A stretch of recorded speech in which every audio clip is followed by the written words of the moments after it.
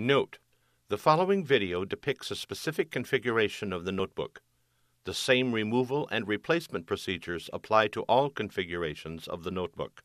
Before you begin, remove the battery, surface cover, optical drive, hard disk drive, wireless module, keyboard, top cover, display panel assembly, and display bezel.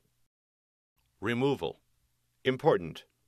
Make careful note of the routing of the display panel and wireless antenna cables under each hinge for later replacement. Remove the 4mm P1 Phillips head screw that secures the left hinge cover to the display enclosure.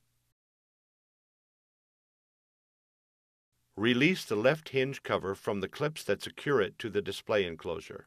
Lift the left hinge cover off of its alignment pins and remove. The right hinge cover is removed in the same manner.